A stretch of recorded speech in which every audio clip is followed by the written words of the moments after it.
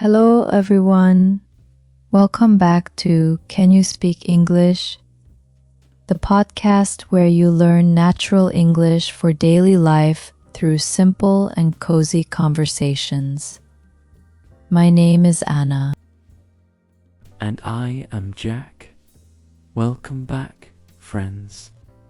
We are super happy you are joining us today for episode number 3. If you are listening to us while having breakfast, taking a walk, or commuting to work, we hope you have a wonderful time today. That's right. Today we have a very special and extra long episode for you. We are talking about one of my absolute favorite topics in the whole world: coffee shops, morning routines, and daily life. Oh, Anna, you know me so well. I cannot function in the morning without a hot cup of coffee. Coffee is literally my fuel for the day. Tell me, Anna, what is the very first thing you do when you wake up in the morning? Well, Jack, as soon as my alarm rings at 7 in the morning, I turn off my phone, drink a big glass of water, and then I walk straight to the kitchen to start brewing my morning coffee. I love the smell of coffee filling the house early in the morning. It makes me feel awake and ready for the day. I am completely the same. The smell of coffee beans in the morning is the best natural alarm clock. Some people need loud music or a cold shower to wake up, but for me, all I need is that aroma of freshly brewed coffee. Do you prefer drinking your morning coffee at home? Or do you prefer walking to a nearby cafe to get your morning drink? It depends on the day. On weekdays, when I am busy with work, I make a quick coffee at home using my French press. But on Saturday and Sunday mornings, I love putting on a comfortable sweater, walking down the street, and sitting in my favorite local coffee shop for an hour or two. That sounds like a perfect weekend morning. Coffee shops have a very unique atmosphere.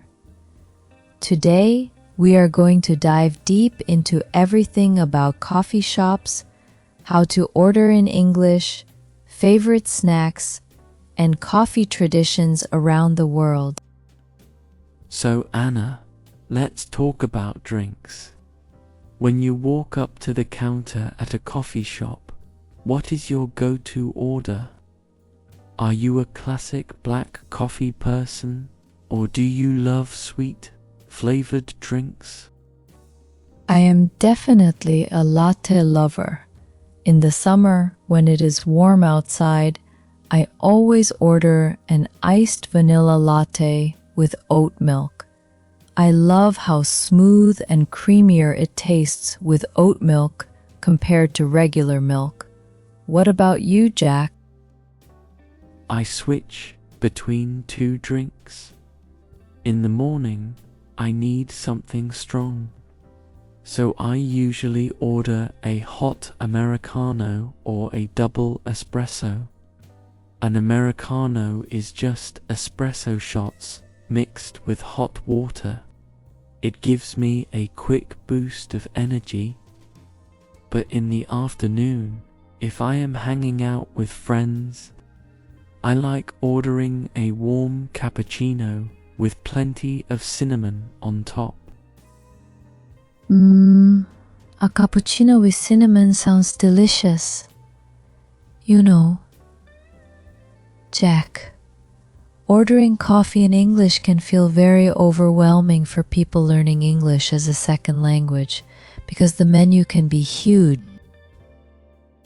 That is so true. When you look at the menu board in a modern coffee shop, there are so many options: size, milk choice, temperature, sweet syrups, extra espresso shots. It almost feels like ordering in a foreign code language. Exactly, but the good news is that the core structure of ordering coffee in English is actually very simple and polite. You only need a couple of basic key phrases. That's right. When the barista behind the counter smiles and asks, "Hi there, what can I get started for you today?" You can simply reply, "Hi, can I please get a medium iced latte with oat milk?" Or, "Hello, I would like a small hot Americano, please." Yes, using "Can I please get I would like" or "Could I have" makes you sound very natural and polite. And at the end, the barista will usually ask two common questions: "For here or to go?" and "What name can I put on the cup?" Ah yes, for here or to go simply means, are you going to drink your coffee inside the cafe for here? Or are you going to take it away with you to go? And don't panic if they misspell your name on the paper cup. It happens to everyone all the time. Baristas work very fast in busy cafes, so spelling mistakes are totally normal and funny. Anna, let's talk about the vibe inside coffee shops. Do you like bringing your laptop or a notebook to work in a coffee shop? Or do you prefer working in complete silence at home? I actually focus 10 times better inside a cozy coffee shop. At home, there are always distractions. The laundry is waiting, the TV is right there, or you want to lie on the couch. But inside a coffee shop, everyone around you is quietly working, reading, or having gentle conversations. I agree. Seeing other people productively working or studying gives you motivation to focus on your own work too. That environment is amazing for productivity. Plus, there is something very comforting about the background noise inside a cafe. The sound of the espresso machine steaming milk, the quiet clinking of coffee cups, the soft jazz playing in the background, and people chatting softly. Scientists actually call that background sound white noise or ambient sound. Many university students and language learners actually play coffee shop background audio on YouTube while studying because it helps their brain focus and reduces stress. That is such a fantastic tip.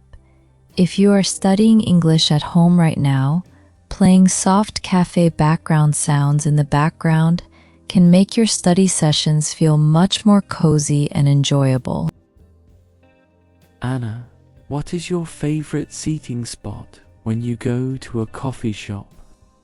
Do you like sitting at a big wooden table, sitting near the window, or sinking into a big comfy armchair? Oh, definitely a table right next to a big window. I love drinking my coffee while looking outside at people walking by, watching the rain, or enjoying the sunshine. Window seats are the absolute best for people watching. Window seats are great. I personally love sitting near a power outlet so I can charge my laptop or phone while working and listening to music. Now, Anna, we cannot talk about coffee shops for 30 minutes without talking about my favorite part, the food and bakery items. Haha. Oh, Jack, I knew you were going to bring up food. A coffee shop display case filled with fresh bakery items is impossible to resist. It really is. The moment you walk into a bakery or coffee shop, you see all those golden croissants, muffins, cookies, and cakes sitting right under the warm lights. It is pure temptation. What is your absolute number one favorite snack to pair with a hot cup of coffee, Jack?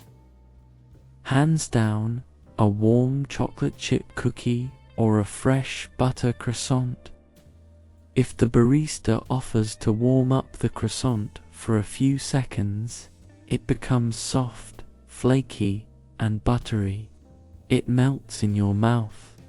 What about you, Anna? For me, nothing beats a slice of homemade banana bread or a blueberry muffin. Banana bread warmed up with a tiny bit of butter on top goes so amazingly well with a hot latte. Banana bread is incredible. Have you ever tried savory food at coffee shops too, like bagel sandwiches or avocado toast? Oh yes, and toasted bagel with cream cheese and smoked salmon is one of my favorite weekend brunch treats. Or a simple toasted sourdough slice with avocado, olive oil, and a pinch of salt. That sounds so delicious and healthy. Having a light meal with coffee around noon is such a pleasant way to spend a quiet afternoon. You know, Anna, coffee is enjoyed all over the world, but different countries have completely different coffee cultures and customs. That is so true. For example, in Italy, coffee culture is very fast-paced and traditional. People usually walk into a coffee bar, order an espresso at the counter, drink it in 2 quick sips while standing up, pay, and leave within 5 minutes. That is so different from North America or Northern Europe, where people buy a giant 16-ounce cup of coffee and sit with their laptop for 3 hours. Exactly. And in Italy, locals rarely order a cappuccino after 11 in the morning because they believe drinking milk late in the day is bad for digestion. Really? No cappuccino after 11 a.m.? Wow, I would definitely break that rule because I love afternoon cappuccinos. What about other countries? In Vietnam, for example, they have famous egg coffee and iced coffee made with sweetened condensed milk. It is rich, sweet, creamy, and tastes almost like a dessert.